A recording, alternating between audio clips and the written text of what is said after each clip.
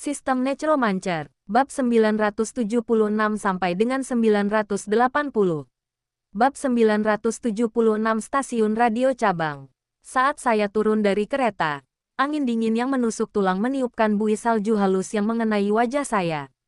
Saat melihat sekeliling, saya melihat kereta hantu itu berhenti di hutan kali ini. Ada salju tebal di bawah kakiku, tingginya mencapai di atas pergelangan kakiku. Musim dingin di sini jauh lebih dingin daripada di kota Xinfu.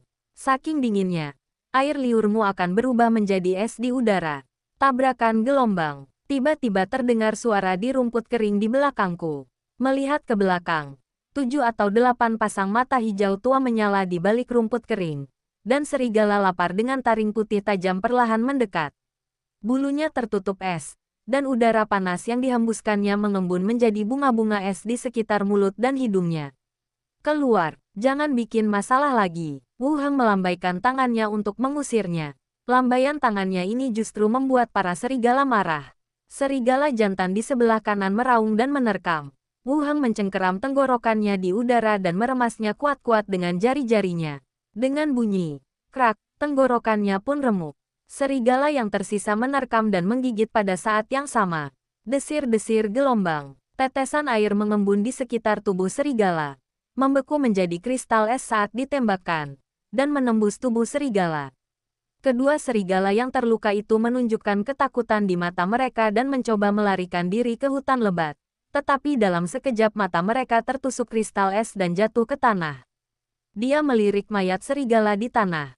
Bertepuk tangan dan melepaskan keempat hantu dari tubuhnya. 4 hantu muncul, dan mereka semua menatap pria kejam di tanah. Kereta berhenti di Henwo, tanya Glenda. Mereka pasti berkumpul di sini karena mendengar keributan di sini.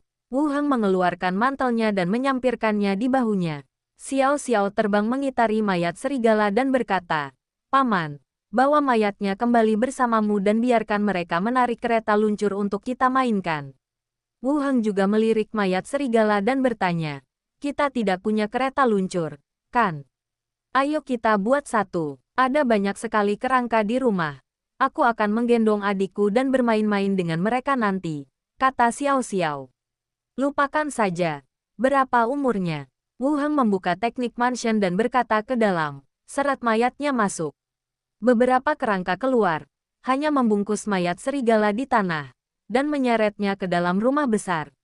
Yang tersisa hanyalah bercak darah cekung di salju. Wu Heng melanjutkan, "Mari kita lihat lokasi kota Rentam. Mari kita mulai bisnisnya dulu." Xiao Xiao terbang vertikal ke langit, meletakkan tangannya di dahinya, melihat sekeliling, dan menunjuk ke suatu arah. "Paman, di sana." Wu Heng mengangguk, berkilau. Tubuh Skull langsung membesar. Wu Heng mencengkeram tulang rusuknya dan terbang ke angkasa. Terbang ke Rentam City, di udara. Sang permaisuri terbang di samping Xiao Xiao. "Xiao Xiao, siapakah saudara perempuan yang kamu bicarakan?" "Anak pamanku masih sangat kecil," kata Xiao Xiao. "Dia punya anak." "Ya, dia juga ayahku." Mendekati kota, Wu Heng berjalan kaki ke dalam kota. Sepatu bot itu meluncur di salju, meninggalkan jejak kaki yang dalam di jalan kecil di pinggiran kota. Tembok kota di kejauhan menjulang tinggi, dengan es tebal yang mengembun di atasnya. Di puncak tembok, terlihat prajurit kerangka yang menjaganya seperti patung. Tak bergerak, dengan salju menggantung di kepala dan bahunya. "Apakah ini wilayahmu juga? Kenapa begitu berbeda dengan Pulau Harta Karun?" Suara ratu terdengar dari samping. Wu Heng berkata sambil berjalan. Pulau Harta Karun memiliki keunggulan dalam perdagangan maritim. Tempat ini relatif terpencil, jadi tidak semaju di sana. Dan itu wajar. Xiao menambahkan, Bibi belum pernah melihat betapa lusuh dan berantakannya tempat ini sebelumnya. Bagaimana mungkin masih ada kekacauan di Pulau Bajak Laut? Kekacauan. Xiao berpikir sejenak, lalu berkata, "Waktu pamanku datang ke sini sebagai ketua tim, geng-geng di sini berkelahi setiap hari dan malam. Kekacauannya benar-benar berbeda dengan di Treasure Island." Sang ratu berkata, "Saya mengerti. Orang-orang dari tempat-tempat kecil selalu salah mengartikan kebiadaban sebagai keberanian." "Benar sekali." Xiao Xiao setuju. Wu Heng berjalan melalui area luar kota dan dapat melihat dari jauh gerbang kota yang mengarah ke area luar kota, tempat interogasi ketat sedang dilakukan. Karena tidak ingin jejaknya diketahui, dia berbelok ke gang kecil dan menggunakan teleportasi untuk menghilang. Detik berikutnya, dia muncul di halaman istana Tuan Kota. Tabrakan gelombang. Kerangka di sekitar semuanya memutar tengkorak mereka untuk melihat. Kedua pelayan yang lewat terkejut. Melihat Wu Heng tiba-tiba muncul. Mereka membelalakkan mata dan berteriak. Pembunuh. Di dalam gedung. Envier, yang bersembunyi di balik bunker dengan senapan, melihat Skull dan Wu Heng yang kembali berjalan masuk dari halaman. Dan ekspresinya langsung menunjukkan kegembiraan. Tuan, Envier berlari keluar dan melemparkan dirinya ke pelukannya. Kedua pelayan yang baru saja berteriak juga bereaksi. Dia meminta maaf dengan suara gemetar. Guru, kami tidak mengenali Anda. Tidak apa-apa. Kalian sudah bekerja dengan baik. Kalian harus mengingatkanku sebelumnya jika ada bahaya di masa mendatang, kata Wu Heng kepada kedua pelayan itu sambil menepuk punggung Envier. Terima kasih, Tuan. Keduanya mengucapkan terima kasih kepadanya. Pada saat ini, Wen Manxia juga keluar. Guru, Anda di sini. Wu Heng tersenyum dan berkata, baiklah, ayo masuk dulu, di luar dingin. Jadi kita tidak kedinginan. Mereka bertiga masuk ke ruangan itu bersama-sama. Di ruang tamu, AC mengeluarkan udara panas, menjaga ruangan pada suhu yang sesuai. Wu Heng duduk di kursi utama. Setelah para pelayan membawakan teh dan camilan, ia berdiri dengan hormat di belakang mereka. Selain pembantu itu, ada beberapa kerangka bersenjata lengkap berdiri di sekitar ruang tamu. Dua di antaranya adalah pengawal kerangka level 20 yang disebut Mata Berbintang, yang telah diatur oleh Wu Heng. Dan yang lainnya adalah prajurit kerangka level 20 yang disebut Tutup Pancino. 2. Mengapa ada satu kerangka yang hilang? Tanya Wu Heng. Wu Heng mengatur 3 badan level 20 di sini. Wen Manxia berkata, Tiao Tiao telah ditugaskan ke pihak Hartel untuk melindungi keselamatannya dan juga bekerja sama dengan tentara dalam pertempuran. Baiklah, Wu Heng mengangguk dan melanjutkan. Ceritakan padaku tentang situasi di sini. Wen Manxia memberi perintah ke samping, dan pelayan itu mengambil peta dan membentangkannya di atas meja kopi, lalu menunjuk beberapa lokasi. Kita unggul di medan perang utama. Pasukan kerajaan Yeke bercampur dengan banyak pendeta, dan mereka masih bukan bagian dari pasukan tengkorak. Namun, beberapa hari terakhir ini, datang berita dari garis depan bahwa pasukan musuh terpecah menjadi beberapa tim, mengambil jalan memutar ke belakang, dan mulai menyerang desa-desa dan kota-kota di belakang. Upaya pembunuhan juga sering terjadi. Natalia dan saya, serta beberapa pejabat penting di berbagai kota, dibunuh.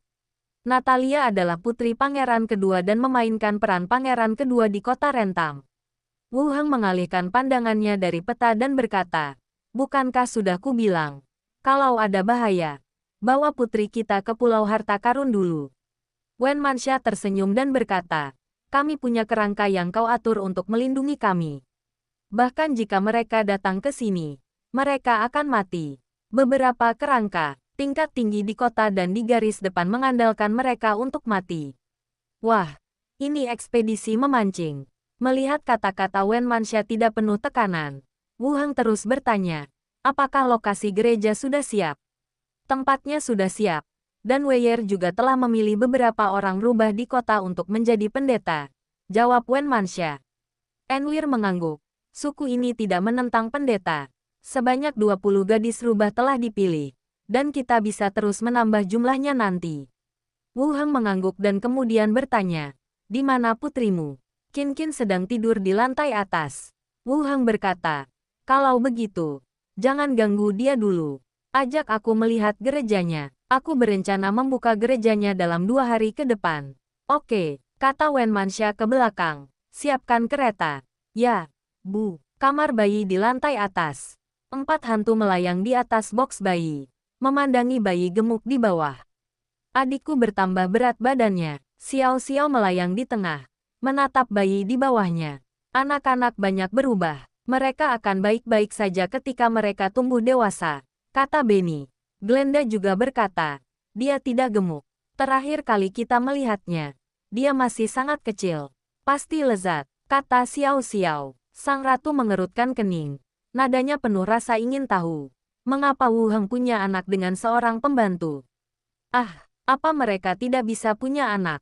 Tanya Xiao Xiao penasaran. Glenda berkata di samping. Wu Heng tidak menghargai hal-hal seperti ini. Mereka pembantu, dan hubungan mereka sangat baik. Dia sama sekali tidak terlihat seperti pahlawan, kata ratu dari samping. Xiao Xiao melengkungkan bibirnya, tidak mengerti mengapa bibinya gila lagi. Keempat hantu itu berbisik. Bayi di tempat tidur itu membuka matanya sambil mengerutkan kening, dan menatap ke udara dengan ekspresi bingung. Detik berikutnya gelombang. Wow, gelombang. Dia mulai menangis. Penyihir kerangka segera mengangkatnya dan mengayunkannya dengan lembut. Dangji gelombang. Pintu didorong terbuka. Dan pelayan itu berlari masuk dan melihat penyihir tengkorak yang sedang mengayun anak itu. Setelah memastikan bahwa anak itu hanya menangis karena ia terbangun, ia membujuknya beberapa patah kata lalu meninggalkan ruangan. Sang penyihir berlama-lama sebentar, dan bayi itu berhenti menangis, tetapi terus menatap ke udara, terisak-isak. Keempat hantu itu muncul kembali, melayang kecil, dan berkata, "Aku adikmu. Aku pernah menggendongmu hingga tertidur." Benny juga berkata, "Kin, apakah kamu tidak mengenali kami?" Wow, bayi itu ingin menangis lagi. Sang ibu hanya menyentuh bayinya, dan bayi itu langsung tenang, menutup matanya dan tertidur. "Ada apa dengannya?" tanya Xiao Xiao. Ratu berkata, "Tidak apa-apa. Aku sudah membiarkannya tidur. Kalau tidak, kalau dia terus menangis, Wu Heng akan mengira kita menindas anaknya." "Oh, apakah menurutmu dia mirip pamanmu?" Xiao Xiao terus bertanya. Permaisuri memandang mereka dan berkata, "Matanya agak mirip, tetapi anak-anak biasanya tidak bisa membedakannya." "Bibi, bangunkan dia dan ayo kita bermain dengannya sebentar," kata Xiao Xiao membujuk. Penny berkata, "Dia masih muda. Bagaimana kalau dia terus menangis?" Sang permaisuri berkata, "Aku bisa menciptakan mimpi dan membawa anak itu ke dalam mimpi itu. Kau berada di level yang tinggi, jadi jangan melawan." "Oke, mari kita ciptakan kota hiburan," seru Xiao Xiao. Glenda merasa itu tidak bisa diandalkan. "Lupakan saja, bagaimana kalau Wu Heng marah?" "Tidak ada bahaya," kata Ratu. "Oke." Glenda mengangguk. Sang ratu melambaikan tangannya dengan santai, dan langit-langit kamar bayi beriak seperti air, dan tempat itu berubah menjadi padang rumput liar. Keempat hantu itu mendapatkan kembali tubuh mereka, dan anak di dalam palungan juga membuka matanya dan melihat ke sini. Xiao Xiao berjalan tanpa alas kaki di atas awan yang menyerupai gula-gula kapas. Benny mengikatkan lonceng bercahaya di ujung kuncir rambutnya, dan Glenda mengenakan rok mengembang dan memegang tiang payung di tangannya untuk menciptakan pelangi. Permaisuri Daji berubah wujud menjadi seorang wanita cantik berpakaian istana, dengan 9 ekor rubah menyebar di belakangnya. Setiap helaian rambutnya berkilau bagai cahaya bulan. Wow, Xiao Wuqin membelalakkan matanya dan mengulurkan jari-jarinya yang gemuk ke arah langit. "Panggil aku kakak gelombang." Xiao Xiao bergegas turun dari luncuran awan, dengan gelembung-gelembung pelangi mengepul di telapak tangannya. Bayi itu terkikik dan berusaha menangkap gelembung itu, tetapi gelembung itu berubah menjadi permen dan mendarat di telapak tangannya. Yang lain juga berdiri di dekat tempat tidur bayi, dan sang permaisuri menggoda dagu bayi itu dengan ujung ekornya. Ada lonceng perunggu di belakangnya, yang memainkan nada-nada. Gereja Kota Rentam. Gereja ini sangat besar dan terbagi menjadi aula utama dan 2 aula samping. Area itu bahkan lebih besar dari gereja di Treasure Island. Tepat di depan aula utama terdapat patung dirinya yang tinggi, sedang memegang sebuah cakram emas yang indah di tangan kirinya, dengan sebuah pohon besar yang tumbuh di dalam cakram tersebut, dan sebuah tongkat dengan kristal berwarna abu-abu putih di atasnya di tangan lainnya. Gayanya sama dengan Treasure Island. Wu Heng mendongak sejenak, lalu berkata, "Saya berencana membuka gereja besok, menggunakan metode Pulau Harta Karun. Saya akan mulai dengan mengirimkan beberapa telur, lalu langsung membuka ruang doa." Envier mengangguk, sementara Wen Manxia terdiam sejenak, lalu berkata, "Tuan, situasi di kota Rentam berbeda dengan Pulau Harta Karun. Meniru metode Pulau Harta Karun bisa menimbulkan masalah. Wu Heng tampak bingung. Apa yang terjadi? Wen Manxia mengatur kata-katanya dan berkata, "Guru, saat ini sedang musim dingin di kota Rentam, dan cuacanya sangat dingin. Para penduduk sudah bersembunyi di rumah tanpa melakukan apapun. Jika kita membuka sepenuhnya dan membagikan telur, semua orang di kota mungkin akan datang." Setelah mendengar ini, Wu Heng juga bereaksi. Rentam City berbeda dengan Treasure Island. Orang-orang di sini tidak punya banyak kegiatan saat ini. Jika semuanya dibuka, masalah mungkin akan muncul ketika seluruh kota berkumpul. Jadi menurutmu, apa pengaturan terbaik? Wu Heng melanjutkan bertanya. Wen Manxia tersenyum dan berkata, "Saya sudah memikirkan ini sebelum Anda datang. Ide saya adalah melanjutkan sesuai dengan wilayah perkotaan, melihat dampaknya terlebih dahulu, lalu melakukan penyesuaian." Baiklah, kalau begitu, mari kita lakukan seperti yang kau katakan. Wu Heng setuju dan melanjutkan, "Ayo pergi ke ruang doa dan aku akan mengajarimu cara menggunakannya." Wen Mansa, Enfiel dan beberapa pendeta mengikutinya ke ruang doa. Wu Heng memasang pengeras suara pintar di belakang patung di ruang sembahyang dan berkata, "Utusan Tuhan yang terkasih. Xiao Ai, aku di sini." Sebuah suara elektronik wanita keluar. Orang-orang lainnya di ruangan itu tercengang. Mata mereka terbelalak, menatap patung yang berbicara itu dengan kaget.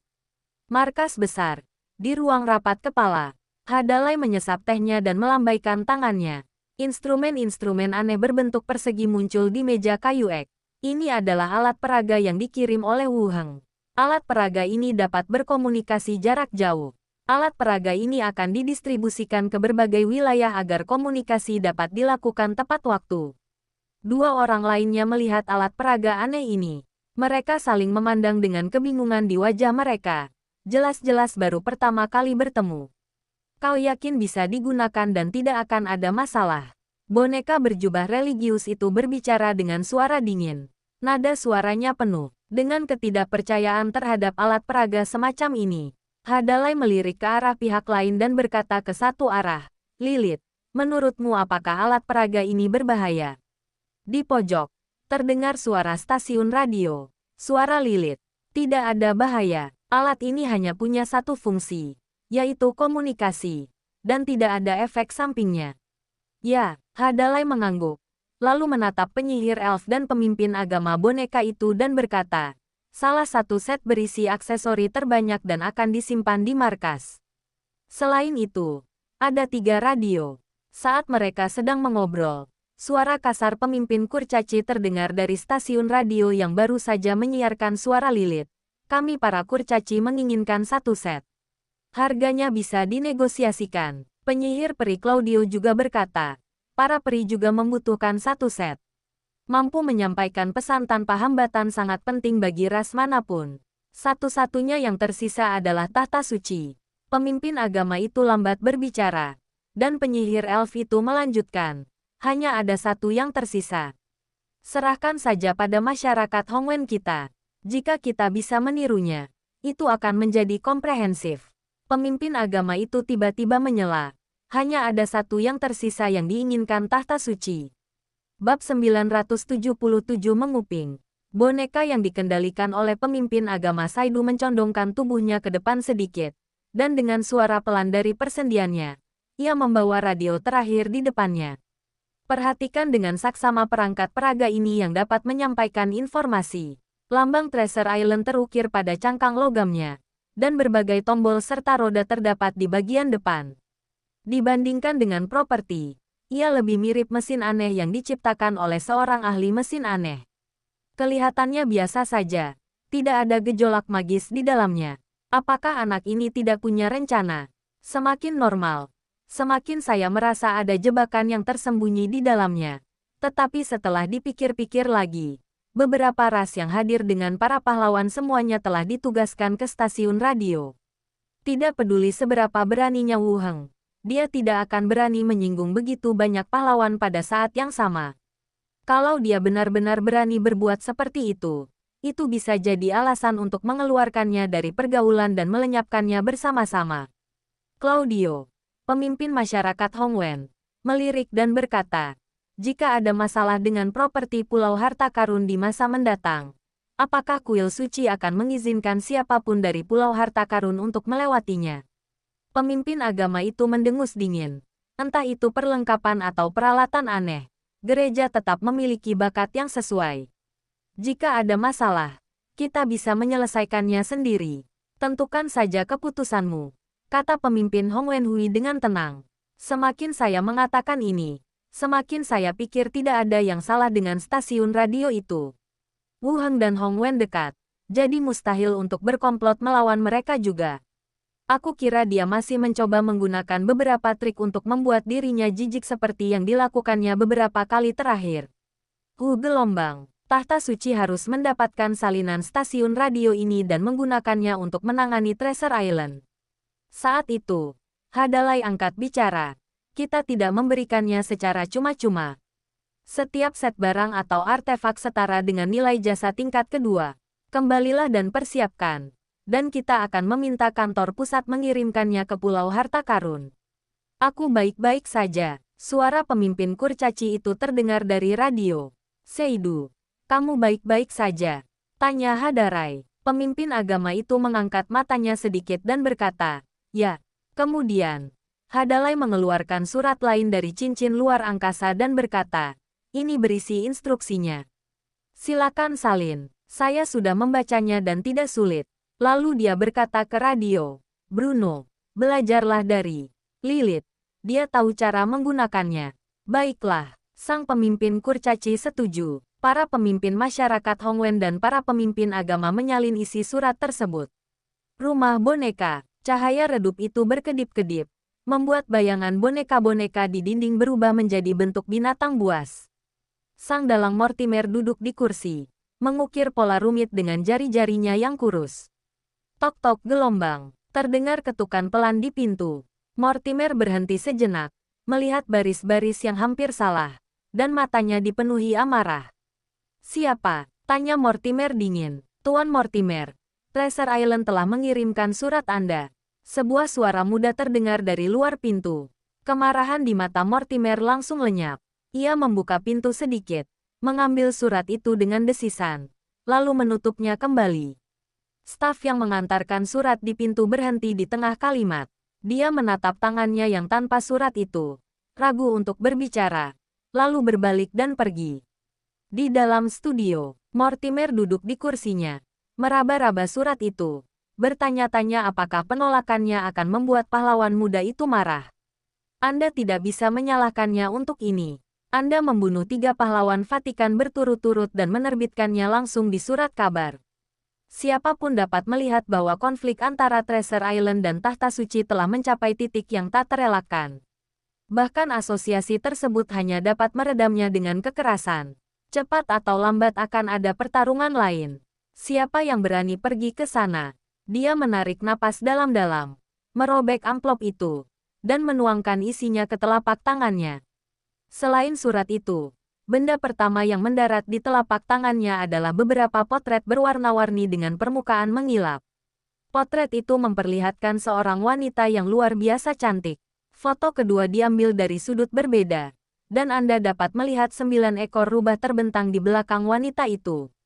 Orang rubah, ras manusia rubah berekor 9. Mortimer mendorong kacamatanya dan segera naik ke ruang kerja di lantai 2. Ia menaiki tangga kayu dan mencari sebentar, lalu mengambil sebuah buku tua dan membersihkannya. Lalu dia mulai mencari, dan kemudian matanya tertuju. Klan Rubah Langit, ras makhluk humanoid. Berkat keanggunan gadis rubah agung dan kesalehan leluhur mereka, Klan Rubah Langit memiliki hubungan dekat dengan para dewa dan sering menerima perlindungan mereka. Memiliki ketahanan tertentu terhadap efek sihir ilahi. Jumlah ekor dapat digunakan untuk menentukan level lawan. Konon, gadis rubah raksasa itu memiliki 9 ekor rubah dan bernama Danan. Dalam bahasa rubah, Danan melambangkan kesayangan langit dan bumi. Mata Mortimer melebar saat dia melihat catatan di buku dan kemudian pada foto di tangannya. Gadis rubah besar, dia turun dari tangga kayu dan duduk kembali di meja kerja. Matanya masih dipenuhi ketidakpercayaan. Wu Heng benar-benar menemukan gadis rubah level 20. Salah. Ia bertanya pada dirinya sendiri untuk membuat boneka itu, bukan untuk benar-benar menemukannya. Matanya langsung tertuju pada surat itu. Tulisan tangan di kertas itu sangat indah, dan seharusnya ditulis oleh seorang perempuan. Paru pertama mengungkapkan penyesalan karena Mortimer tidak dapat pergi ke Treasure Island. Tetapi Treasure Island mengundangnya untuk menetap kapan saja. Mortimer merasa sedikit lega. Dia tampak tidak sedih dengan penolakannya. Bagian terakhir adalah kustomisasi boneka baru. Disebutkan pula, jika ekornya sulit dibuat, tak apa-apa kalau tidak dibuat. Mata Mortimer melebar. Wu Heng memiliki hantu gadis rubah besar, rumah tuan kota, kamar bayi. Wu Heng duduk bersila di atas karpet sambil menggoyangkan mainan berbentuk bintang di tangannya. Qin, panggil ayah. Xiao Wuqin memiringkan kepalanya, mendecakkan bibirnya, dan mengalihkan pandangan. Dia mengulurkan tangan kecilnya yang gemuk, dengan tepat menggenggam ujung pakaian Wen Manxia, dan mengoceh memanggil ibunya untuk menggendongnya. Kamu bahkan tidak mengenali ayahmu. Wen Manxia mengetuk hidung putrinya dengan ujung jarinya, lalu mengangkatnya. Bukankah kamu sedang mengunyah potret ayah beberapa hari yang lalu? Lihat, buka tali pengikat baju menyusui dan susui bayi Anda. Wu Heng berdiri di samping, terus menggoda anak itu dengan mainan lainnya. Tetapi bayi itu tidak menunjukkan banyak minat pada mainan yang disukainya di masa lalu. Setelah menyusui, keduanya bermain dengan anak itu sebentar dan menunggu bayi itu tertidur di tempat tidur ketika ia lelah. Mereka berdua meninggalkan ruangan dengan hati-hati. Malam, setelah mencuci piring, Wu Heng kembali ke kamar tidur. Cahaya bulan menerobos tirai kasa, menciptakan garis-garis perak bersilangan di lantai kamar tidur. Wen Manxia mengenakan gaun tidur merah anggur dan duduk di depan meja rias sambil menyisir rambutnya. Guru, Wen Manxia melihat ke belakang melalui cermin perak. Saya tidak tahu apa yang terjadi dengan putri saya hari ini. Dulu dia suka sekali mainan-mainan itu, tapi hari ini dia tidak tertarik lagi. Dia terlalu lama bermain. Aku akan menyiapkan mainan baru untuknya nanti. Wu Heng menghampirinya dan meletakkan tangannya di bahunya. Wen Manxia bersandar padanya dan berkata, telurnya sudah siap, dan gereja akan dibuka besok pagi. Aku serahkan saja padamu. Wu Heng tersenyum, lalu meletakkan tangannya di bahu Wen Manxia, ke kerahnya, dan memegang dadanya. Mata Wen Manxia bergerak. Guru, aku sangat merindukanmu. Setelah aku selesai berurusan dengan kerajaan Yeke, aku akan membawamu ke Pulau Harta Karun, kata Wu Heng. Wen Manxia menggelengkan kepalanya. Aku tidak percaya pada orang lain dalam hal ini. Jangan terlalu banyak berpikir. Semuanya akan baik-baik saja. Wu Heng menundukkan kepalanya sedikit dan mencium bibirnya dengan lembut. Waduh gelombang. Pintu terbuka dan Enfiel masuk mengenakan gaun tidur berwarna krem. Ekornya yang berbulu bergoyang-goyang lembut. Weyer juga ada di sini. Ayo kita bantu Tuan beristirahat lebih awal. Wen Manxia berdiri, menggenggam tangan Wu Heng, dan berjalan menuju tempat tidur. Gaun tidur merah anggurnya melorot bagai air, memperlihatkan bentuk tubuhnya yang montok. Para penatua dan diaken Treasure Island itu, Wen Manxia menggigit daun telinganya dan berbisik samar di sela-sela giginya. Mereka seharusnya tidak melayanimu seperti ini. Enfiel berjalan tanpa alas kaki melintasi karpet, berlutut di tepi tempat tidur, dan mengisap daun telinga lainnya. Apa kau sudah menemukan trik baru? Wu Heng baru saja membuka mulutnya ketika bibir dan lidah Wen Manxia membendungnya. Wen Manxia duduk bersila, lekuk tubuhnya yang montok pasca kehamilan berkilau di bawah sinar bulan. Enfier muncul dari belakang. Ekornya yang berbulu menyapu kulit ketiga orang yang saling bertautan. Keesokan harinya, gereja, Wen Manxia berdiri di koridor di lantai 2, memandang kerumunan orang di aula bawah. Meski pemberitahuan hanya dilayangkan ke beberapa permukiman warga di pusat kota, namun warga yang datang tetap memenuhi aula. Musim dingin adalah waktu ketika tidak ada yang dapat dilakukan bagi warga kota Rentam. Ketika sesuatu seperti ini terjadi, tentu saja saya ingin datang dan menyaksikan keseruannya. Tetapi jumlah orang jauh melampaui perkiraan awal. Di aula, pendeta peri kayu, mengenakan jubah pendeta, memegang ajaran pencerahan spiritual di tangannya. Ia berdiri dengan hikmat di panggung tinggi dan berkata dengan lantang, satu-satunya pemimpin Wuheng yang agung menciptakan tatanan hidup dan mati.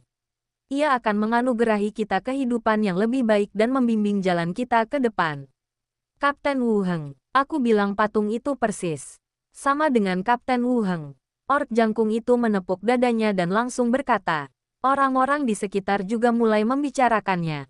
Benarkah itu Kapten Wuheng? Bukankah dia detektif hebat? Kenapa dia diabadikan di gereja?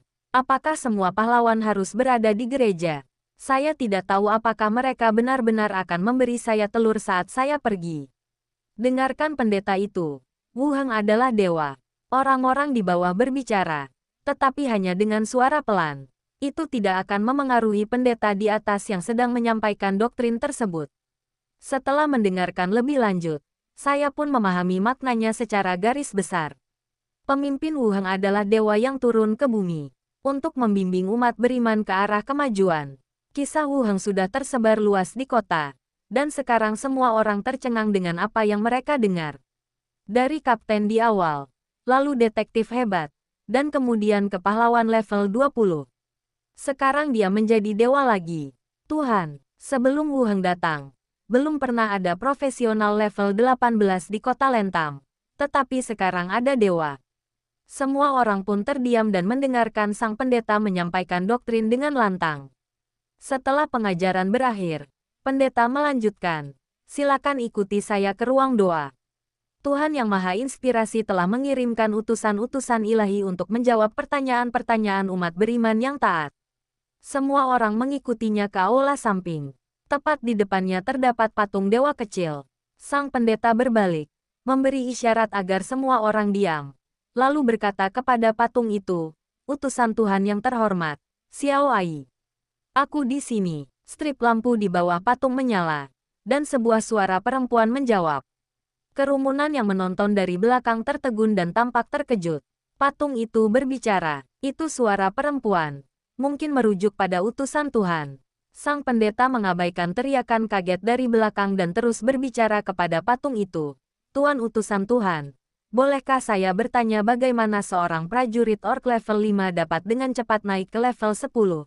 Atau bahkan lebih tinggi? Kuas gelombang. Suasana tiba-tiba menjadi sunyi. Para orc yang berantakan menahan napas dan menatap ke depan dengan kebingungan dan antisipasi. Lubang patung itu berputar 2 kali. Dan suara elektronik terdengar lagi. Latihan pagi. Bawalah beban seberat 80% dari berat badanmu untuk latihan sejauh 1 km. Setelah kekuatanmu pulih, kau akan mulai latihan ketahanan. Pelatihan malam. Pelatihan persepsi dan kesadaran tempur dalam kegelapan. Merangkum keberhasilan pelatihan sebelum tidur. Suara itu berakhir dan seluruh hadirin terdiam. Dia benar-benar menjawab. Seorang orc menggaruk kepalanya. Sepertinya sangat mirip dengan metode pelatihan suku yang lebih besar. Siapa yang menulisnya? Aku akan bertanya pada dukun. Teriak seseorang. Seharusnya memang begitu. Setidaknya latihan paginya tidak berbeda dengan latihan suku-suku besar. Sebuah suara tua terdengar. Seorang dukun tua, bersandar pada tongkat kayu, muncul di tangga. Di istana penguasa kota, Wuheng menggendong anak itu dalam pelukannya. Dan anak gemuk itu tertawa dalam pelukannya. Pada saat ini, 4 hantu terbang bola-balik. Wu Qin mengulurkan tangan untuk menangkap mereka. Dan Xiao Xiao juga terbang mendekat dan mencium wajahnya. Qin, apa kau merindukan adikmu? Beberapa hantu lain juga datang untuk berinteraksi dengan ekspresi penuh kasih di wajah mereka. Xiao Wu Qin tertawa terbahak-bahak lagi. Wuheng menyerahkan anak itu kepada penyihir kerangka di sampingnya dan bertanya, bagaimana efeknya di gereja? Granda berkata, sambutan dari gereja sangat baik. Tempat seperti ini seharusnya lebih cocok untuk berkumpulnya iman daripada Treasure Island. Wuheng juga mengerti maksudnya. Semakin terpencil suatu tempat, semakin mudah penyebarannya. Khususnya para orc memiliki tingkat kepercayaan tertentu terhadap alam dan nenek moyang mereka. Xiao Xiao menggoda Xiao Wu Qin sebentar, lalu terbang dan berkata, ada banyak orang yang berkelahi di dekat gereja, dan ada 3 atau 4 kelompok orang yang berkelahi. Aku melihat gigi beberapa orc copot, dan darah menyembur keluar lebih tinggi dari air mancur. Mengapa? Tanya Wu Heng. Xiao Xiao berkata, terlalu ramai. Aku tidak mendengar alasannya. Tapi memang ramai. Sang ratu mencibir dan berkata, selama upacara pengorbanan Chao-ge, situasimu tidak terjadi. Wu Heng meliriknya. Saya pikir Anda bisa mencoba mengadakan upacara di desa perbatasan. Dan kemudian Anda bisa merampas semua harta milik pendeta. Membandingkan kota kerajaan dengan tempat seperti ini adalah dua hal yang sangat berbeda. Namun saat dia memikirkan tentang teknik penyempurnaan tubuh yang perlu dia tulis nanti, dia menelan kembali kata-katanya dan berkata, bagaimana saya bisa dibandingkan dengan Anda, Yang Mulia? Itu jelas bukan yang ingin kau katakan tadi. Katakan saja apa yang ingin kau katakan. Sang ratu terbang mendekat. Itulah yang kupikirkan dalam hatiku, kata Wu Heng dengan keras kepala. Sang ratu melotot ke arahnya. Glenda kemudian bertanya, apa rencanamu selanjutnya? Kita akan tinggal sehari-hari ini dan pergi ke Celu besok, kata Wu Heng. Xiao Xiao mengendalikan telekinesisnya. Dan sang pengembara mengguncang tempat tidur dan bertanya, di mana tempat ini? Benny mengingatkan, kota kerajaan Yeko. Xiao Xiao penasaran. Kita akan berurusan dengan pangeran tertua, kan? Baiklah. Ayo kita pergi dan melihat situasinya. Wu Heng mengangguk. Kring-kring-kring gelombang. Saat dia berbicara, telepon selulernya berdering. Itu Minnie yang menelepon. Setelah panggilan tersambung, wajah Minnie muncul di layar ponsel. Tuan, apakah semuanya baik-baik saja di sana? Semuanya berjalan lancar. Wu Heng lalu bertanya, apakah semuanya baik-baik saja di Treasure Island? Tidak ada yang terjadi di Treasure Island. Minnie terdiam sejenak, lalu melanjutkan, Tuan, stasiun radio yang Anda perintahkan untuk saya gunakan sudah bisa menerima berita kemarin sore. Selain pita frekuensi yang bisa menerima kantor pusat, stasiun ini juga bisa menerima pita frekuensi para elf, kurcaci, dan tahta suci. Bab 978 Kutukan 3 Mahkota. Stasiun radio tersebut diberikan kepada markas besar dengan tujuan memantau intelijen dari berbagai pasukan. Jika kami mengirimkannya ke kantor pusat atas inisiatif kami sendiri, mereka pasti akan waspada. Tapi, kalau Tolilit dari kantor pusat yang datang meminta radio, masalahnya beda lagi. Selain stasiun radio yang disediakan untuk kantor pusat, stasiun radio tambahan didistribusikan ke ras lain. Tampaknya semuanya berjalan lancar. Orang-orang di dunia ini tidak memiliki pengetahuan tentang peralatan modern dan tidak menyadari adanya kesalahan. Selama mereka mengandalkan radio untuk mengirimkan informasi, saya bisa mendapatkan intelijen langsung, yang jauh lebih mudah daripada bertanya kepada pembicara rahasia. Apakah kamu mendengar berita? Tanya Wu Heng di telepon. Saat ini semuanya masih uji coba komunikasi. Lanjut Minnie. Kami sudah mengunci pita frekuensi yang digunakan Vatikan. Tapi mereka hanya melakukan satu uji coba dan setelah itu tidak terjadi apa-apa. Tidak apa-apa. Selama mereka mendapatkannya, cepat atau lambat mereka akan menggunakannya, kata Wu Heng dengan percaya diri. Minnie tersenyum. Guru benar. Sekian untuk saat ini. Hubungi aku jika ada pertanyaan. Lanjut Wu Heng. Baiklah. Kamu juga harus hati-hati. Jawab Minnie patuh. Tutup teleponnya. Xiao Xiao terbang mendekat dan berkata dengan heran. Oh gelombang. Aku penasaran kenapa paman begitu baik hati memberi mereka radio. Ternyata dia ingin menguping. Apa maksudmu menguping? Wu Heng menyimpan ponselnya dan menekankan. Itu saluran publik. Sama seperti di jalan. Jangan sampai ada yang mendengarmu bicara. Paman benar-benar pandai mencari alasan. Gumam Xiao Xiao. Ada sedikit keraguan di mata ratu. Dia tahu fungsi telepon. Tetapi dia tidak tahu banyak tentang radio. Sepertinya setelah diutus, ia bisa mendengar informasi dari markas besar dan tahta suci. Setelah berpikir sejenak, ia mendekati Xiao Xiao dan bertanya, Xiao Xiao, bagaimana kau bisa menguping? Xiao Xiao berpikir sejenak, lalu menjelaskan, Bibi, apa Bibi tahu permainan telepon? Itu tali di mana kita bicara dan ujung lainnya bisa mendengar kita. Lalu bagaimana? Tanya Ratu lagi. Ini seperti megafon. Bedanya bukan cuma satu megafon yang terhubung ke tali ini, tapi beberapa. Kalau satu orang bicara, semua megafon bisa dengar, kata Xiao Xiao lembut sambil menoleh lagi. Baik, Paman. Wu Heng tertegun dan menatap Xiao Xiao dengan heran. Penjelasannya sungguh jelas dan mudah dipahami. Ya, Wu Heng mengacungkan jempol padanya. Sang ratu mengangguk dan berkata, begitu. Kau cukup berani. Mengawasi begitu banyak orang. Saya harus mendesah bahwa anak ini punya banyak trik dan sangat berani. Dalam lingkungan saat ini, dia mungkin satu-satunya yang berani membuat sistem seperti itu untuk memantau kantor pusat dan tahta suci. Jika orang lain, bahkan jika mereka memiliki mesin langka seperti itu, mereka mungkin tidak akan berani membuatnya untuk departemen kami. Begitu masalah ini bocor, Anda akan menjadi musuh dunia. Kau sungguh berani, Sang Ratu mendesah. Tidak ada yang bisa kulakukan. Aku juga khawatir Vatikan ada di balik ini untuk mencelakai kita, kata Wu Heng dengan nada tak berdaya. Tok-tok gelombang. Ketika dia berbicara, terdengar ketukan pelan di pintu. Kemudian terdengar suara pelayan dari istana Tuan Kota. Tuan, Putri Natalia ada di sini dan sedang menunggu Anda di lantai pertama. Aku akan turun sekarang, kata Wu Heng ke arah pintu. Glenda pun berkata, aku mau ikut denganmu. Oke, Wu Heng membuka pintu dan keluar. Sementara Glenda menyembunyikan sosoknya dan mengikutinya. Meninggalkan ruangan, Xiao Xiao mengulurkan tangan kecilnya yang transparan untuk menggoda bayi dalam pelukan penyihir kerangka. Lalu ia berbalik menatap permaisuri dan berkata, Bibi, ayo kita bermain di alam mimpimu. Ajak Wukin kecil bersamamu. Sang ratu melirik Xiao Xiao yang bersemangat, lalu mengangguk dan berkata, baiklah.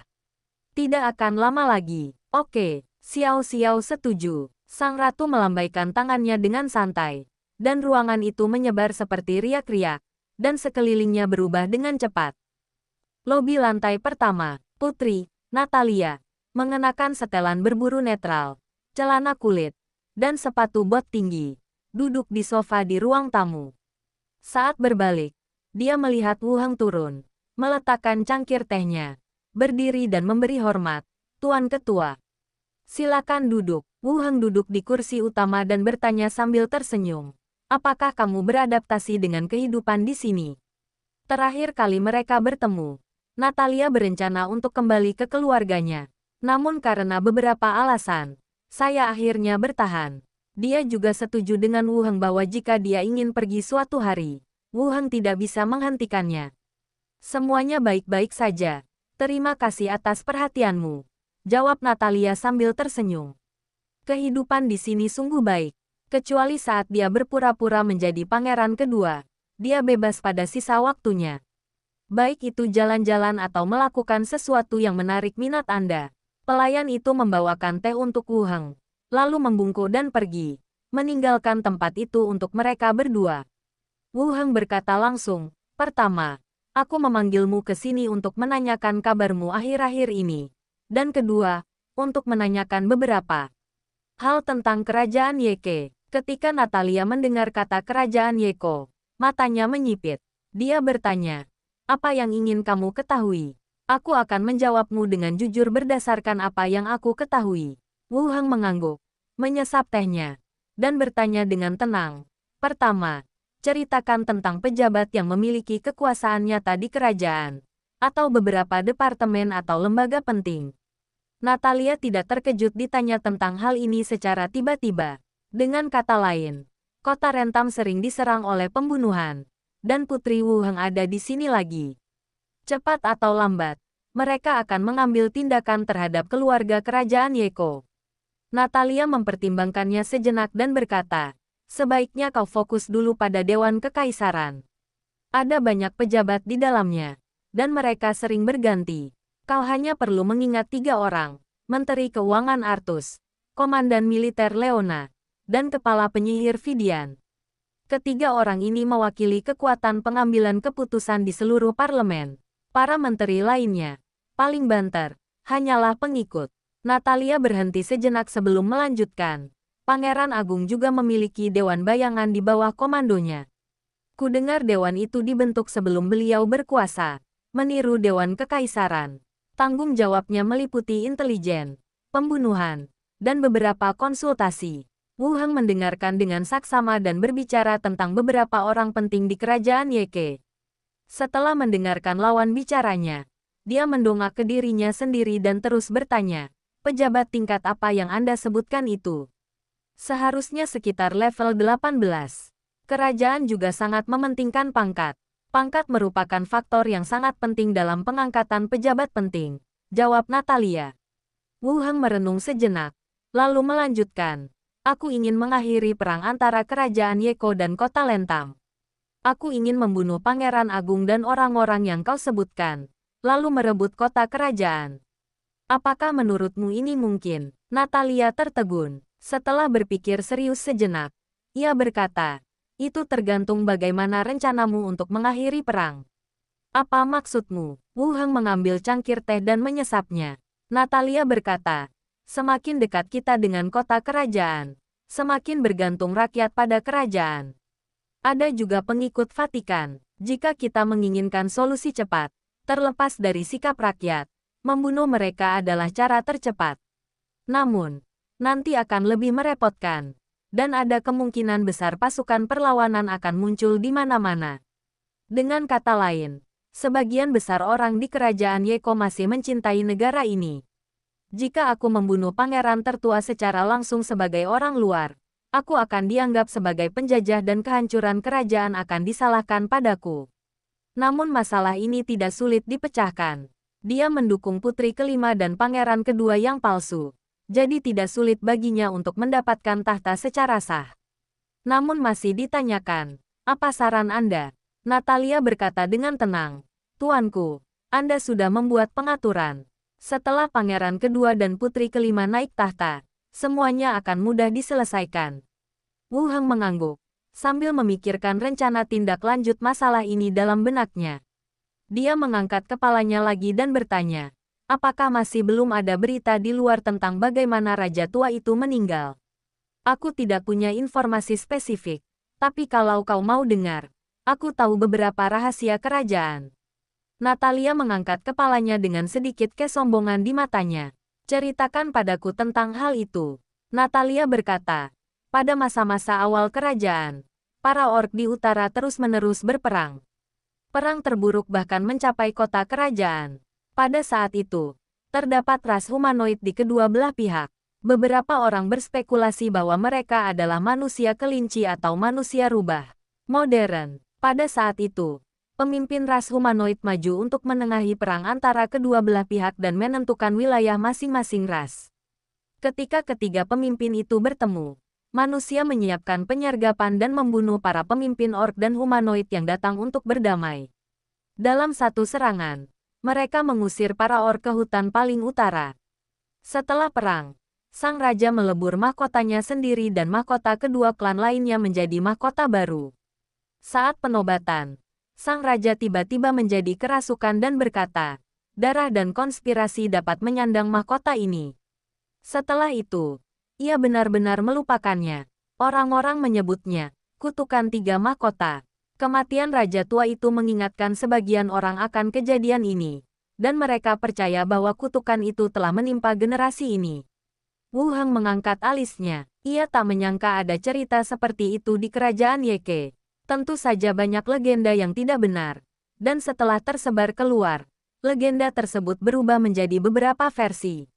Dilihat dari karakteristik profesional, raja generasi pertama mampu membunuh dua pemimpin lainnya, jadi level lawannya juga tidak tinggi.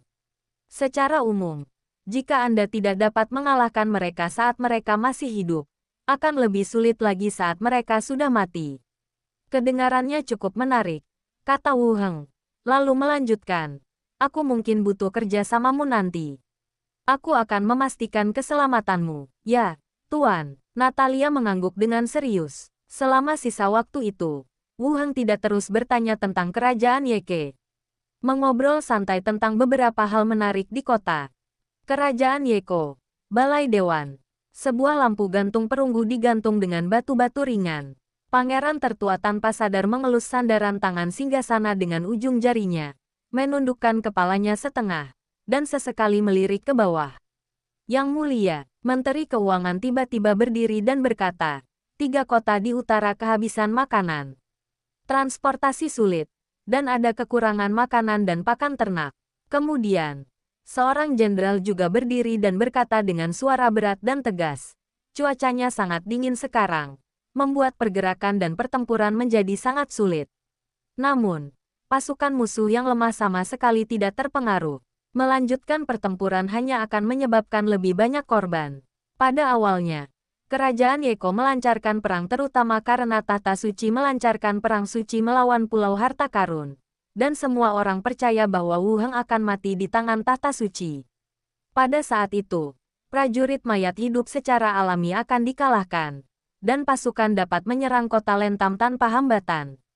Namun, keadaan tidak berjalan sesuai harapan, malah sebaliknya, dan Wu Henglah yang meraih kemenangan akhir.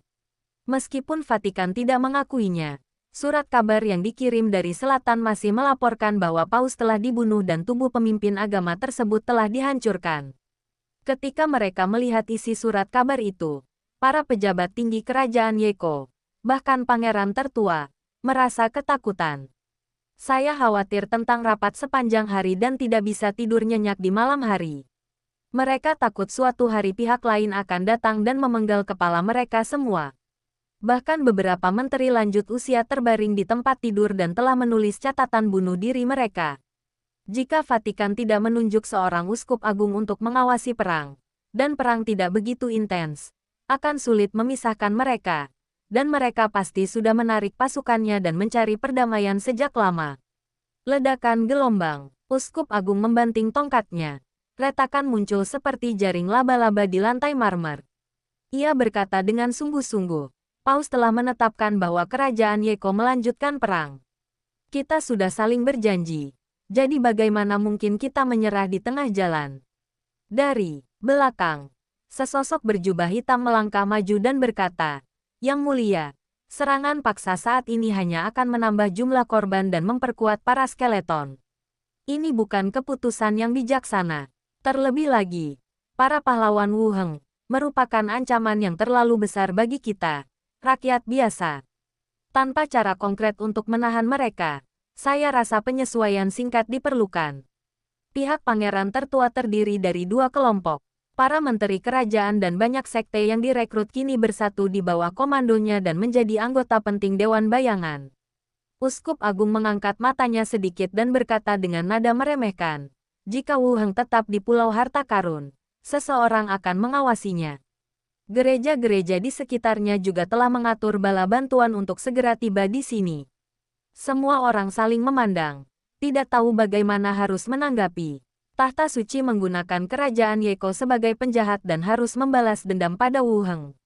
Di belakang rombongan, seorang wanita berjubah penyihir hijau berbicara dengan lembut. Yang Mulia Uskup Agung, saya tahu Wu Heng punya cara untuk cepat sampai ke tempat tujuannya. Saya tidak yakin apakah dia menggunakan keahlian atau benda ajaib, tapi kita harus mencegahnya datang. Uskup Agung mendengus dingin dan berkata dengan yakin, dia tidak berani meninggalkan Pulau Harta Karun. Dia hanya perlu melakukan urusannya sendiri. Komunikasi sama sekali tidak efektif. Semua orang mengalihkan perhatian kembali kepada pangeran tertua, yang mengusap pelipisnya dan berkata, pertama, ikuti perintah Uskup Agung. Kita bisa bicarakan sisanya nanti. Semua orang berdiri dan memberi hormat, lalu meninggalkan aula bersama-sama. Keluar dari aula, semua orang berkumpul bersama, karena Uskup Agung begitu yakin. Seharusnya tidak ada masalah, kata seorang menteri. Sebaiknya kita mengirim keluarga kita ke tempat yang aman agar kita bisa melarikan diri jika sesuatu yang tidak terduga terjadi. Kurasa kita tidak perlu khawatir. Yang Mulia masih di sini, kan? Kalau memang ada bahaya nyata, beliau pasti tidak akan tinggal. Setelah mendiskusikannya satu sama lain, mereka merasa sedikit lega.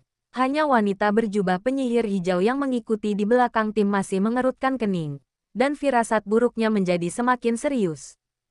Lentam City.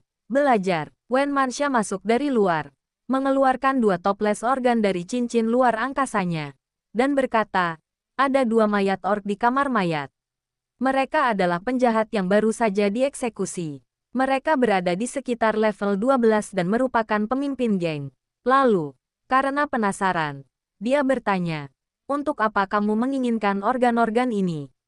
Dan harus segar. Kedengarannya aneh. Bab 979 Jalan Buntu. Simpan dulu.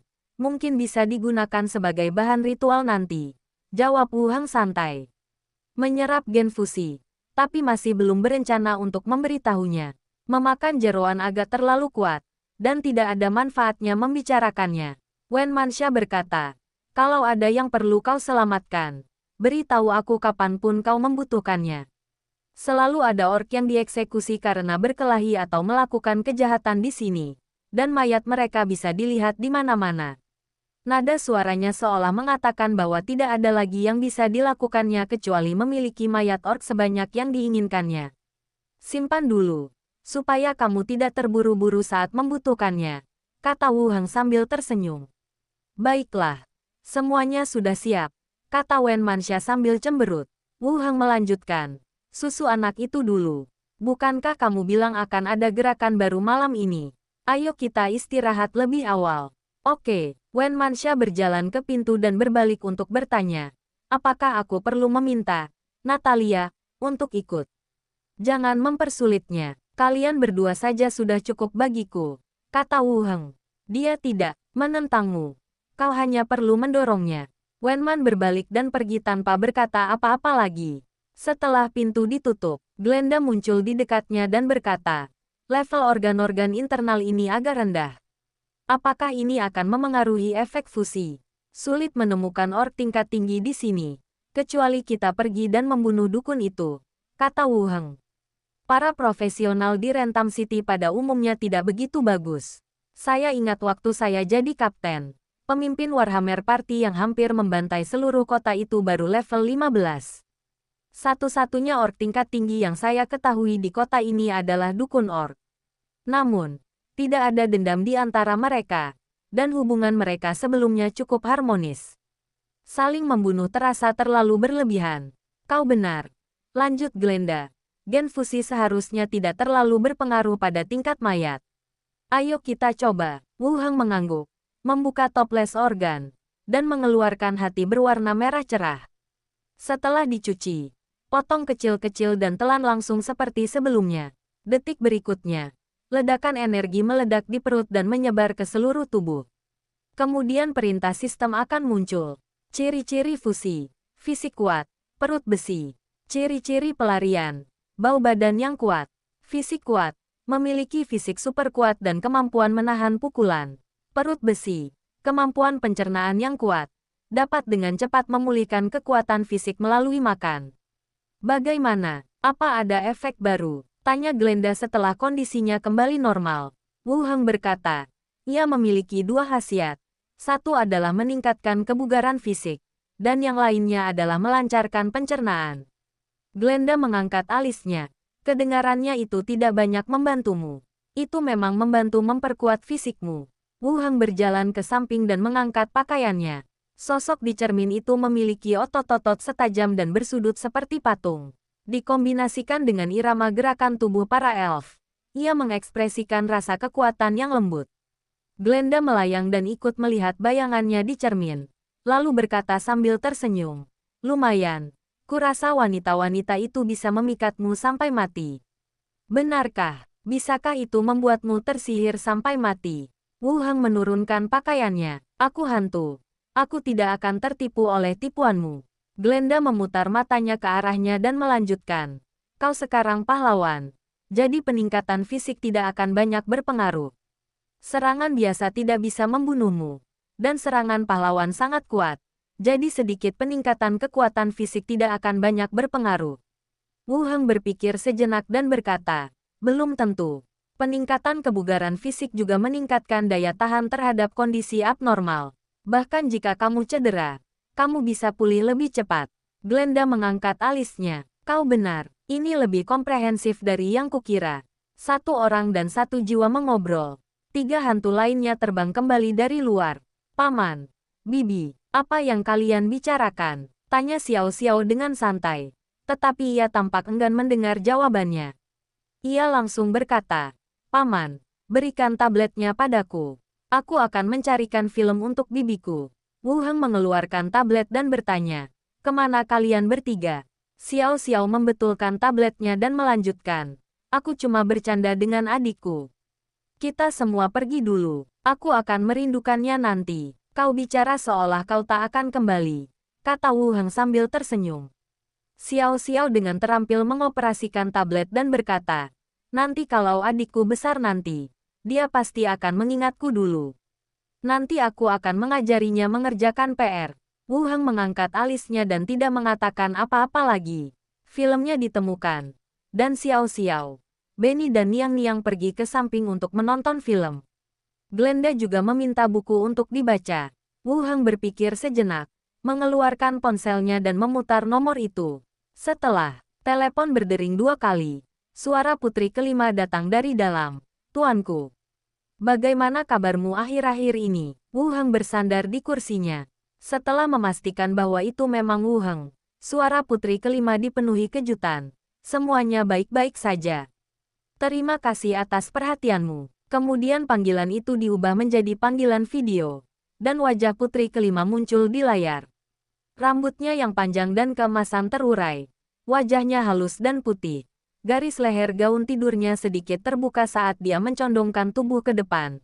Dan cahaya terang memberikan bayangan yang jelas pada tulang selangkanya. Putri kelima tampak sama sekali tidak menyadari apa-apa. Ujung jarinya tanpa sadar memilin ujung rambutnya sambil menatap layar. Tuanku, Anda tampaknya telah banyak berubah. Kulit Anda lebih baik dari sebelumnya. Aku sudah dewasa. Bagaimana mungkin kulitku sebagus kulitmu? Wu Heng melanjutkan. Apakah di sana aman? Tidak ada bahaya. Apakah ada sesuatu yang istimewa terjadi? Putri kelima tampak bingung. Wu Heng berkata, ada lebih banyak pembunuh di kota Rentam. Jadi kamu juga harus memperhatikan keselamatanmu. Putri kelima terdiam sejenak, lalu berkata, Pangeran tertua baru-baru ini mengeksekusi 3 menteri yang telah menulis surat kepadaku. Selain itu, tidak ada upaya pembunuhan. Kalau kau keluar, hati-hati. Wu Heng memperingatkan lagi dan melanjutkan. Aku akan mengurus urusan kerajaan Yeke dalam beberapa hari ke depan. Lalu aku akan membiarkanmu naik tahta. Mata putri kelima menyipit. Ada kegembiraan dan antusiasme. Tetapi juga ada keraguan dan kekhawatiran. Ekspresi rumit berubah di wajahnya. Setelah menunggu lama, ia berkata, saya akan mendengarkan Anda, Tuan. Kamu tidak perlu terlalu khawatir. Aku akan meneleponmu ketika aku tiba di Celu. Lalu kamu bisa naik kereta ke sana, kata Wu Heng. Oke, aku akan menunggu kabarmu kapan saja. Putri kelima tampak serius. Keduanya mengobrol sebentar dan kemudian menutup telepon. Wu Heng menyapa hantu-hantu itu dan kembali ke kamarnya untuk beristirahat. Keesokan harinya, gereja. Wu Heng dan Wen Manxia pergi ke gereja bersama. Beritanya sama dengan yang dibawa hantu kemarin. Seluruh gereja dipenuhi manusia dan orc. Pendeta itu membacakan doktrin dengan suara keras di atas panggung. Dan halayak di bawah mengikutinya. Suara mereka serak dan menyebar keluar. Ruang samping di kedua sisi adalah ruang salat. Ada juga antrian panjang. Menunggu untuk mengajukan pertanyaan kepada utusan Tuhan, untuk mendapatkan jawaban yang mereka inginkan. Wu Heng melirik keyakinannya sendiri. Iman, 727/50.000. Peningkatannya memang sangat cepat, tapi seharusnya inilah keyakinan yang diberikan oleh Treasure Island. Lagi pula, gereja di sini baru dibangun 2 hari yang lalu, dan mustahil untuk mendapatkan efek yang begitu berlebihan. Sekalipun itu cuci otak, itu akan memakan waktu beberapa hari. Wen Manxia berdiri di sampingnya dan berbisik. Telur-telur itu dibeli dari suku orc. Beberapa suku pandai beternak unggas. Kudengar juga ada yang mengambil telur-telur itu dari kami lalu menjualnya. Nanti telur-telur itu akan dikembalikan kepada kami. Wu Heng mengangkat alisnya. Operasi ini adalah sesuatu yang belum pernah terjadi di Treasure Island. Penduduk Treasure Island pada dasarnya membawanya pulang untuk sarapan atau makan siang bagi keluarga mereka. Dan mereka juga dapat menjualnya di sini. Mari kita teruskan ini selama beberapa hari dan lihat bagaimana situasinya berkembang, kata Wu Heng. Wen Manxia tersenyum dan berkata, tidak banyak orang yang membawa pulang. Jadi seharusnya tidak menjadi masalah. Bagus, lanjut Wu Heng. Gereja-gereja di belakang kita semua akan mengikuti model ini. Kalian harus bekerja lebih keras dan mengawasi mereka. Lihat apa yang kau katakan. Ini yang harus kulakukan.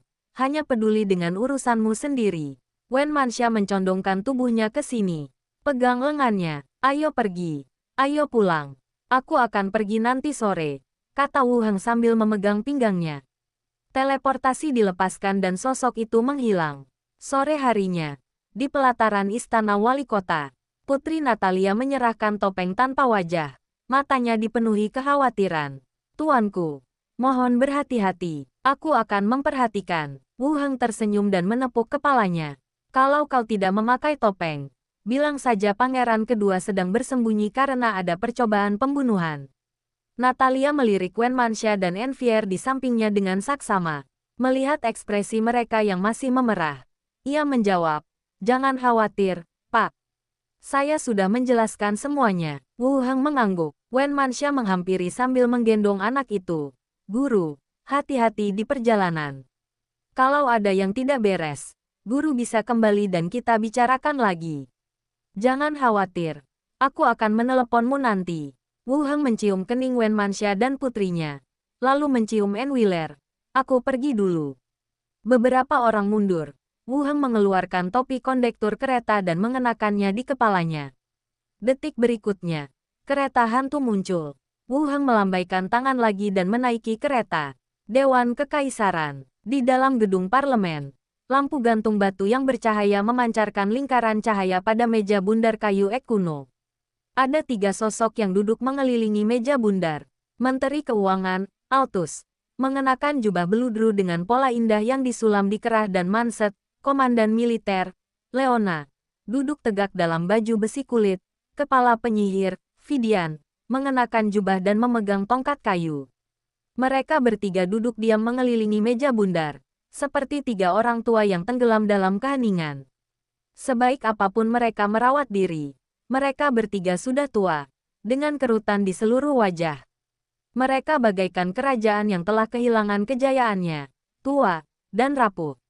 Penurunan yang tidak terkendali. Di belakang mereka bertiga, di dekat tepi meja bundar, lebih dari selusin menteri kerajaan sedang menghadiri dewan kerajaan.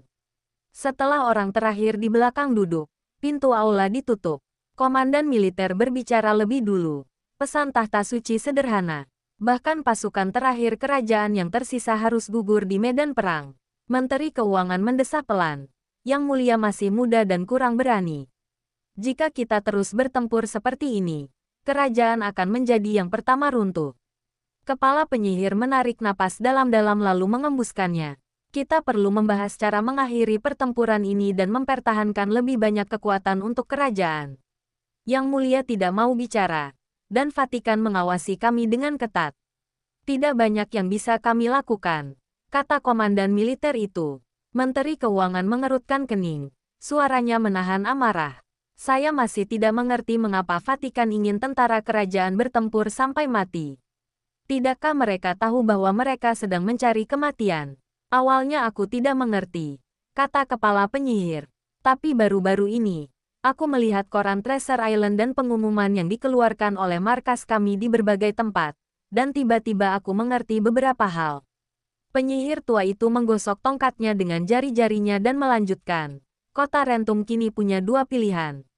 1. Mundur dan menyerahkan tanah yang diduduki. Tetapi pasukan kerajaan tetap akan menyerang kota Rentung.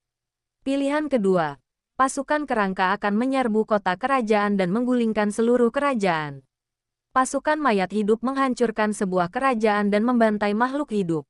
Apapun penyebab perangnya, ini sudah cukup untuk mendakwa Wu Heng dengan kejahatan perang atau kejahatan terhadap peradaban. Asosiasi kemudian harus mengurus masalah ini. Begitu kata-kata itu diucapkan, ruangan itu langsung menjadi sunyi. Dengan kata lain, nyawa prajurit kerajaan ditukar dengan aib Wu Heng. Selama keheningan panjang, semua orang dapat mendengar detak jantung dan napas marah masing-masing. Lalu, pejabat di belakang tiba-tiba berbicara dengan nada emosional. Yang mulia, apakah Anda tidak tahu tentang ini? Mengapa Anda tidak mencoba menghentikannya? Kurasa kita bisa menulis surat kepada Wu Heng dan menjelaskan kesulitan kita. Bahkan jika kita benar-benar diselidiki nanti, kita masih bisa menyelamatkan beberapa orang. Ini tidak akan berhasil. Begitu berita itu bocor, kerajaan akan menjadi ragu-ragu. Lalu, tahta suci dan Wu Heng akan mengincar kerajaan, dan situasinya akan semakin sulit. Bagaimana dengan asosiasinya? Kita bisa menulis surat ke asosiasi. Dengan begitu banyak korban jiwa, kita bisa meminta ketua asosiasi untuk turun tangan. Ras manusia kita kekurangan pemimpin.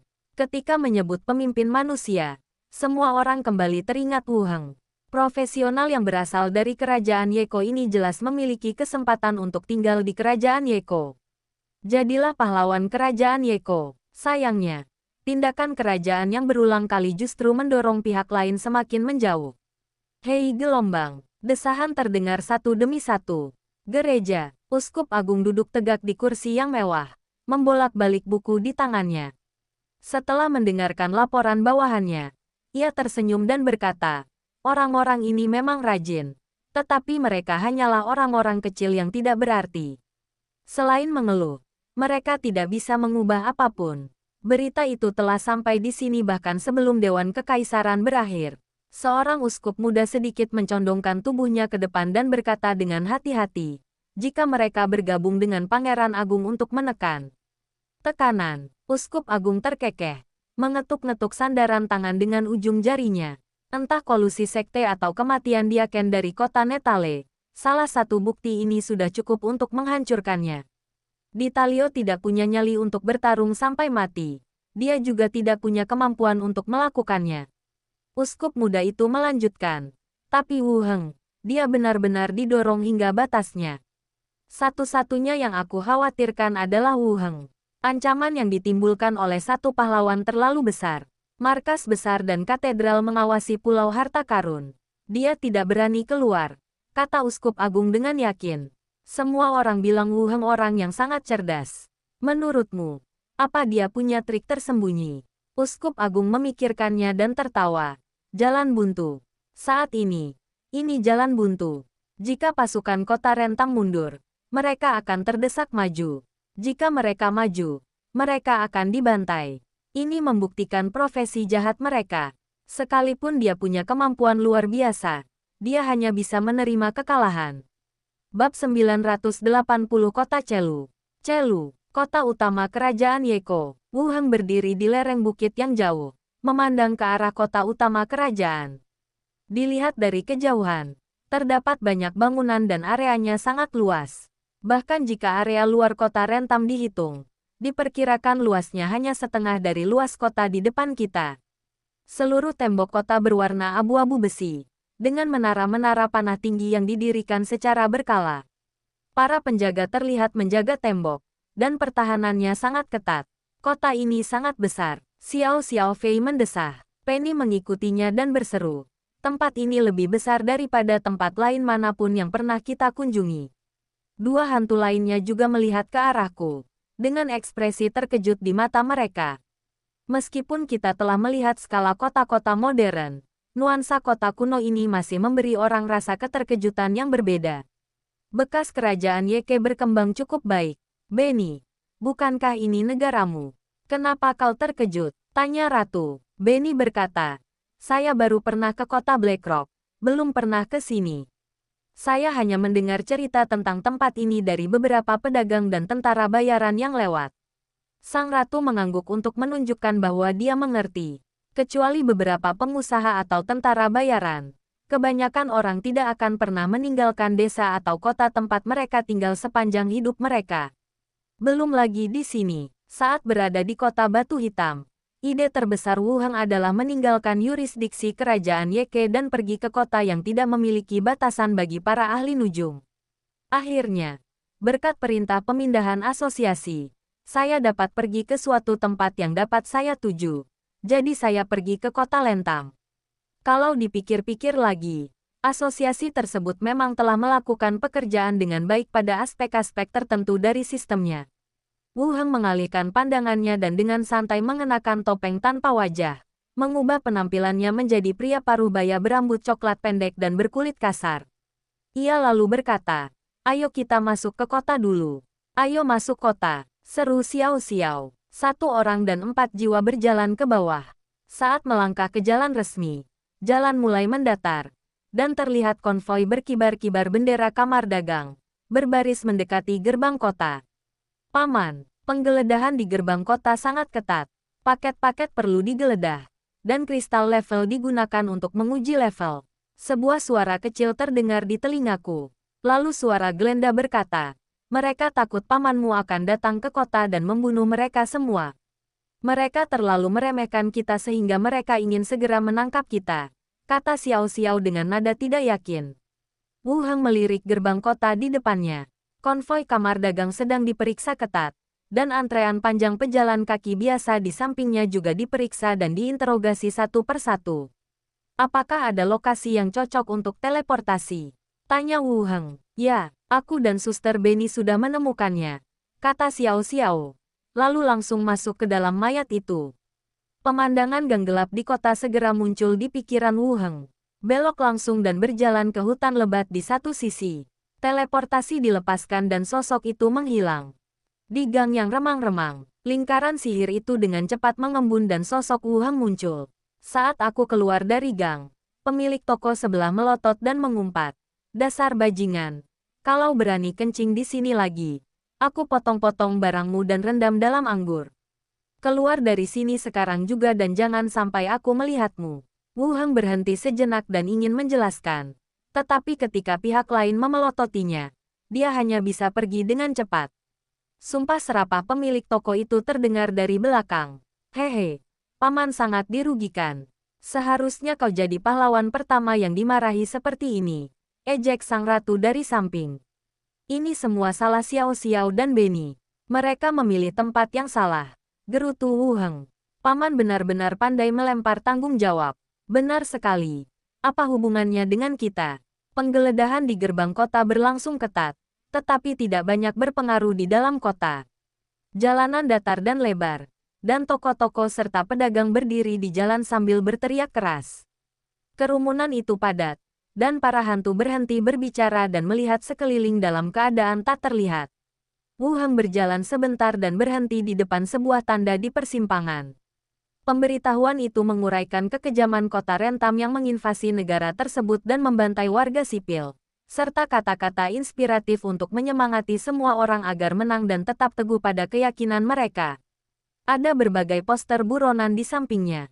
Wu Heng melihatnya, tetapi tidak menemukan satupun poster untuk pangeran kedua dan putri kelima.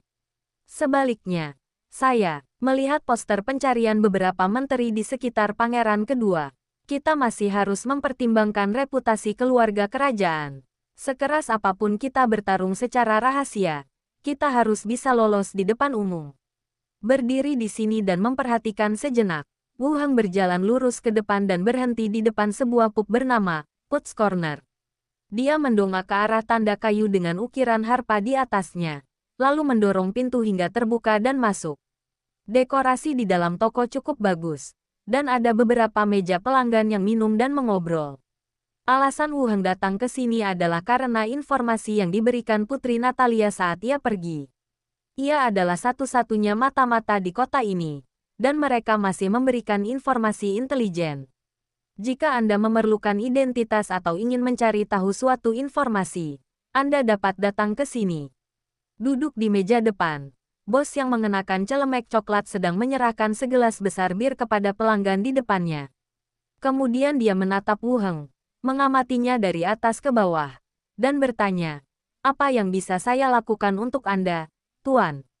"Bir madu, sup sayur, roti, dan sepiring irisan daging domba," kata Wu Heng santai. Bos berbalik dan mulai bersiap. Wu Heng melanjutkan, "Bos, saya ingin bertanya sesuatu. Mengapa bengkel pandai besi tua di sudut East Street sudah tidak ada?" Bos itu berhenti sejenak, membalikkan badan. Matanya sedikit menyipit, lalu menjawab, "Kuncinya sudah dikunci 2 bulan lalu. Kudengar dia pergi memperbaiki senjata bersama tentara. Apa kau kenal mereka?" Wu Heng merogoh tasnya dan mengeluarkan sebuah tapal kuda. "Sebelumnya, aku pernah membuat tapal kuda di rumahnya. Kali ini aku datang menemuinya. Aku ingin dia membuat 1 set lagi. Kenapa repot-repot minta dibuatkan 1 oleh pandai besi?" Kenapa tidak langsung ke toko dan beli satu set saja? Kata bos sambil menyerahkan bir madu. Wu Heng duduk di kursi di bawah. Dan para pelayan membawakan sisa makanan yang dipesannya. Saat makan, biarkan indera Anda rileks. Obrolan para tamu di meja lain sekitar pun perlahan terdengar di telingaku. Perekrutan telah dimulai lagi. Sepertinya pertempuran di utara tidak berjalan dengan baik. Cuaca di utara sangat dingin. Jadi ini bukan waktu yang tepat untuk maju dan berperang. Saya tidak tahu berapa banyak orang yang akan mati. Meja lainnya, saya dengar para menteri menginginkan gencatan senjata. Tetapi Vatikan tidak mengizinkannya dan bersikeras berperang meskipun dalam posisi yang tidak menguntungkan. Itu palsu. Vatikan tidak pernah ikut campur dalam urusan kerajaan. Sulit untuk mengatakannya. Musuh di utara semuanya mayat hidup. Gereja selalu sangat ketat dalam memberantas mayat hidup. Kamu benar. Setelah itu, Wu Heng terus mendengarkan percakapan di meja lainnya. Topiknya semua tentang pertempuran di utara dan diskusi tentang keputusan kerajaan. Tapi itu hanya omongan belaka dan tidak banyak informasi yang berguna. Wu Heng menghabiskan makanannya dalam beberapa gigitan. Melihat bos yang lain tidak datang mencarinya, ia berjalan kembali ke bar dan bertanya, "Apakah Anda punya kamar?" "Kedai ini penuh," lanjut pemiliknya. "Kalau kamu tidak punya tujuan malam ini, aku punya rumah kosong di belakang toko. Aku bisa mengatur agar kamu menginap semalam. Harganya bisa dinegosiasikan." Wu Heng mengangkat alisnya. "Oke, terima kasih atas bantuanmu. Haruskah aku mengantarmu ke sana sekarang?" Wu Heng mengangguk, mengikuti bosnya keluar dari toko dan menuju ke belakang. Sisi lainnya, di gang yang remang-remang itu, pelayan kedai berjalan tergesa-gesa. Dia menoleh ke belakang sesekali, tampak waspada.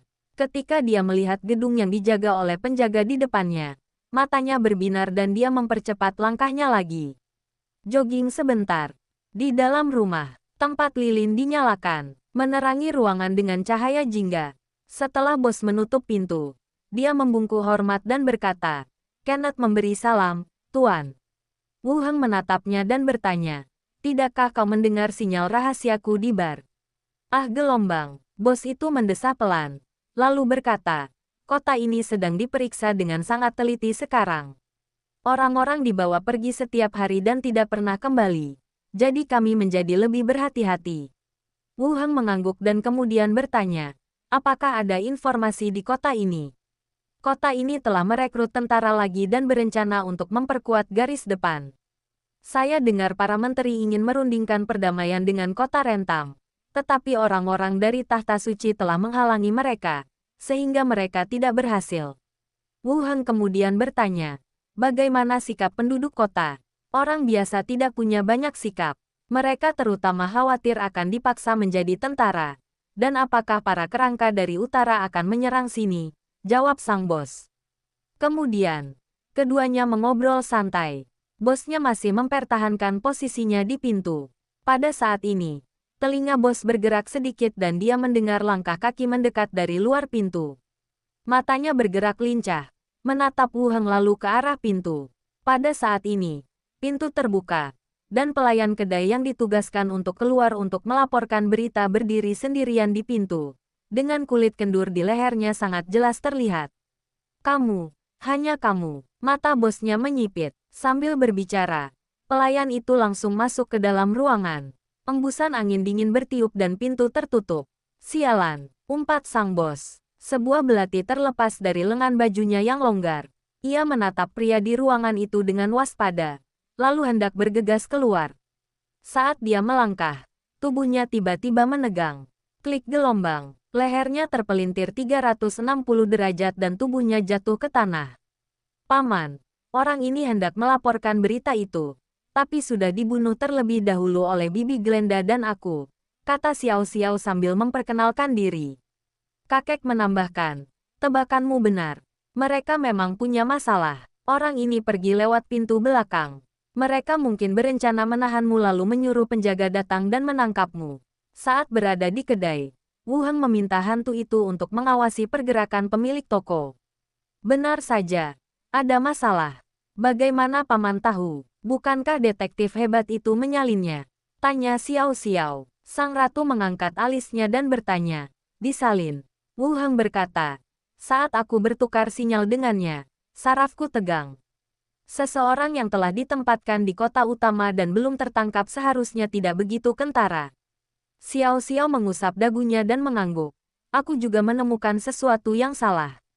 Wu Heng berjongkok dan memeriksa mayat itu, tetapi tidak menemukan sesuatu yang istimewa. Berbicara dengan orang mati telah dirilis.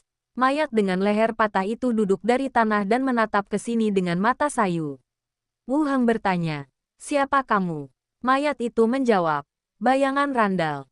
Bayangan, ini mengingatkan Wu Heng pada Dewan Bayangan. Dengan kata lain, tempat ini telah ditemukan oleh pangeran tertua, tetapi ia tidak langsung memusnahkannya.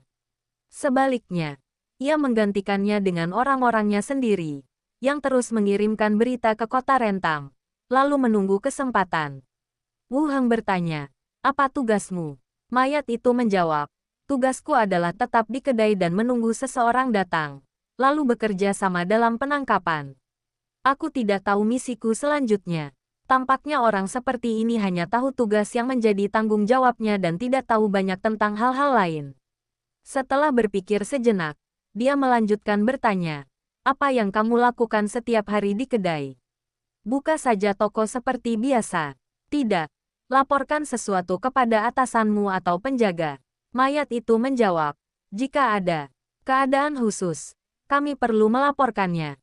Jika tidak, kami akan tetap beroperasi seperti biasa agar tidak diketahui orang lain. Hanya tinggal satu pertanyaan terakhir. Wu Heng memikirkannya dengan saksama. Dewan Bayangan, apakah kamu memperhatikan sesuatu yang berbeda? Mayat itu berhenti sejenak dan berkata, saya tidak tahu. 5 pertanyaan telah selesai, dan tubuhnya jatuh ke tanah dengan bunyi gedebuk. Wu Heng melepas topeng dan memasangkannya di wajah bos. Topeng itu bergerak, meniru penampilan bos. Buka teknik mansion dan seret mayatnya ke dalam. Wu Heng mengenakan topeng, berganti pakaian menjadi bos, keluar rumah dan kembali ke kedai. Bos, Anda kembali gelombang, kata seorang petugas. Wu Heng mengangguk, melirik ke arah lobi yang sepi, lalu menyerahkan 2 buku di tangannya kepada petugas. Letakkan di ruanganku. Oke, petugas itu mengambilnya dan naik ke lantai 2 menuju ruang dalam. Wu Heng menunggu di lantai pertama sampai meja tamu terakhir pergi. Dia berkata kepada asisten toko, kembalilah dan beristirahatlah. Beberapa pegawai mengangguk, sebagian naik ke asrama, dan sebagian meninggalkan pub. Dia seharusnya penduduk lokal kota itu. Wu Heng kembali ke kamar bos dan melihat sekeliling, tetapi tidak ada yang istimewa. Keluarkan pot kedap suara dan letakkan di tengah ruangan. Setelah melepas topengnya, dia berkata kepada beberapa hantu, berjalanlah di sekitar kota dan cari tahu lokasi pangeran tertua dan para profesional tingkat tinggi. Oke, keempat hantu itu mengangguk dan terbang menjauh. Wu Heng duduk di kursi dan berpikir sejenak. Dia mengeluarkan telepon genggamnya dan menghubungi nomor putri kelima.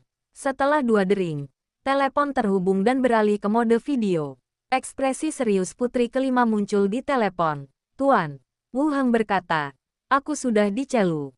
Kamu sudah siap? Putri kelima mengangguk dan berkata dengan serius. Aku juga siap di sini. Aku bisa datang kapan saja.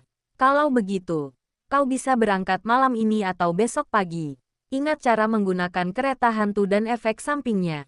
Wu Heng mengingatkan lagi. Akan kuingat itu. Putri kelima ragu sejenak, lalu melanjutkan. Tuan, bagaimana keadaan kota ini? Apakah semuanya baik-baik saja? Semuanya baik-baik saja di kota ini. Dilihat dari kondisi penduduk setempat, mereka tidak terlalu terdampak. Menurut beberapa diskusi di antara warga kota, para pejabat di sini menentang kelanjutan pertempuran. Mungkin Anda bisa datang dan mencobanya, kata Wu Heng. Putri kelima mengerutkan kening. Kau ingin aku memenangkan hati mereka? Mereka semua pendukung pangeran tertua. Ketika orang membuat keputusan, mereka akan mempertimbangkan untung ruginya. Dulu mereka berpihak pada pangeran tertua, tapi sekarang mungkin tidak, kata Wu Heng sambil menatap layar. Baiklah, aku akan mencobanya. Di dalam sebuah rumah besar, penyihir, Viola, duduk di mejanya, melihat informasi yang dikirim dari seluruh tempat. Tiba-tiba, Perasaan dingin menjalar ke tulang punggungku. Seluruh orang itu tampak murka. Tiba-tiba ia berbalik dan melihat ke belakang dengan tatapan waspada. Ruangan itu kosong kecuali dirinya sendiri. Siapa itu? Keluar! Teriak Viola dingin. Ruangan itu tetap sunyi. Tetapi perasaan mengerikan itu masih membuat jantungnya berdebar kencang.